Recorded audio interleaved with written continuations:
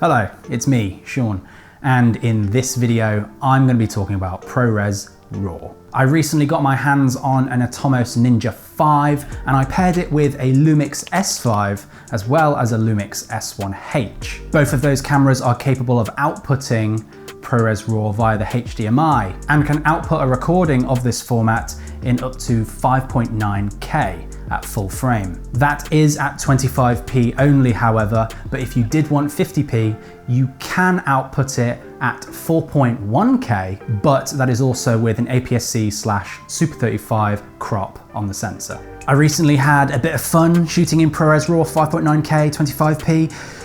Oh, got a lot of specifics, and here's what I came out with.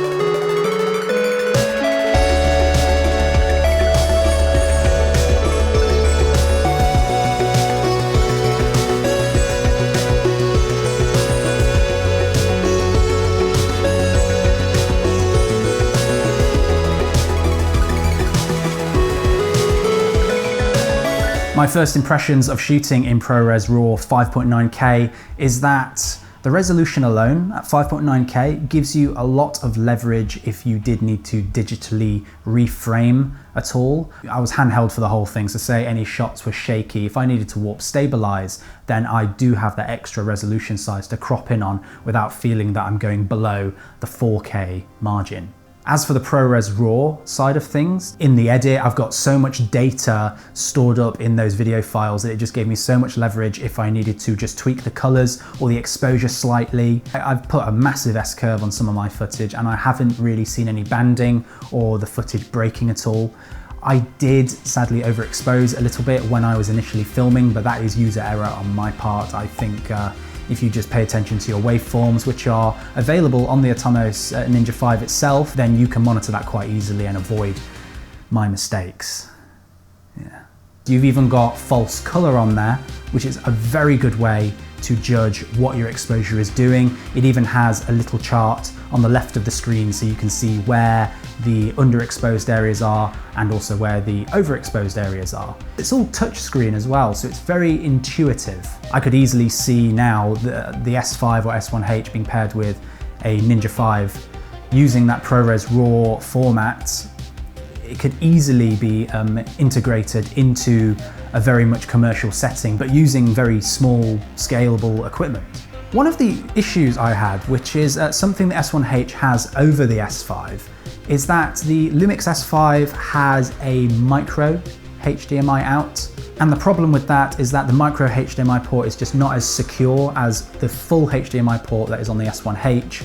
I did find that while I was shooting with the S5, I was disconnecting on and off on occasion. I had to be quite gentle. I was very handheld for it, so you know, it's quite easy because it's such a small body to nudge that cable from time to time. And when you're shooting certain things, which it's kind of like it's a one-time deal, otherwise you'd need to like reset the whole scene. And I think generally if you can get some sort of cage where it can secure that HDMI in place and make sure that that's all safe and doesn't get yanked out accidentally, then I'm sure then everything will be fine. But that full HDMI, no problems.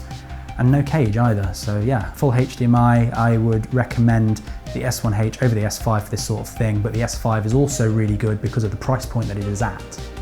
You know what I mean? It's kind of a payoff either side, really. Coming to the hardware of what we were recording to, I would recommend the Angelbird Atom X SSD Mini. I used a 500GB card for this one, and that gave me around about 22 minutes of recording time. And that kind of gives you an idea of how much information you're getting when you're using ProRes RAW. And once you recorded something, it's time to get it into your computer or onto a hard drive. I would then recommend that you use Angelbird's Type-C to SATA adapter. It plugs straight into the SSD card and then the USB-C connection straight into your computer. Bibbidi-bobbidi-boo, there you go. Now, when you're ready to start editing, I'm a Premiere Pro user, so I'm going to be talking about that one. You can just drag and drop it in straight away, but you will get some error messages pop up telling you that the footage can't be read or something to that effect. Basically what you need is that you need the ProRes RAW decoder from the Apple website. There is a link in the description to that, so just go straight to that site and then just navigate your way to the Premiere Pro part. There's a link there, you just click on that, download it and then install. As soon as you've done that, then you're ready to go. If you try to edit before you install this decoder, you'll just get a blank kind of dark bluish screen. You'll still have your audio, but you'll have no picture.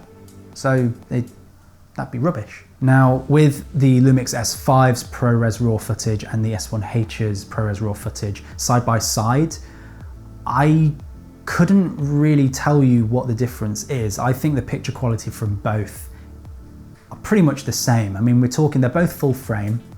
They both have the same amount of megapixels on the sensor.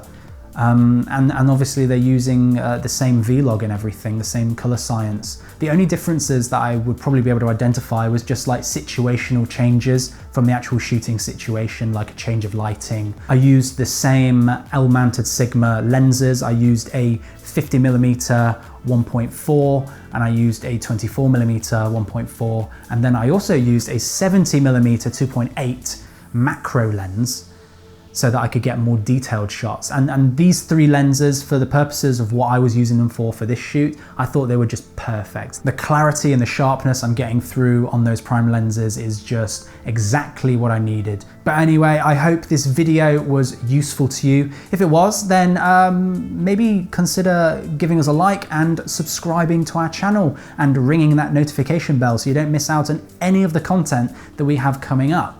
We make loads of stuff like this video where we kind of just talk about camera gear, photography and video as well. So you can keep an eye out for all of that. Just ring that notification bell and you won't miss out on any of it. Now, if you're interested in any of the products that I have spoken about in this video today, then there are links in the description to all of those to our store page where there's loads of information for you guys to read on about. But also you can always give us a call or send us an email and we will get back to you. Or alternatively, you can leave a comment down below and I will personally get back to you with all the information that you could need. And thank you very much for watching. I'll see you in the next video.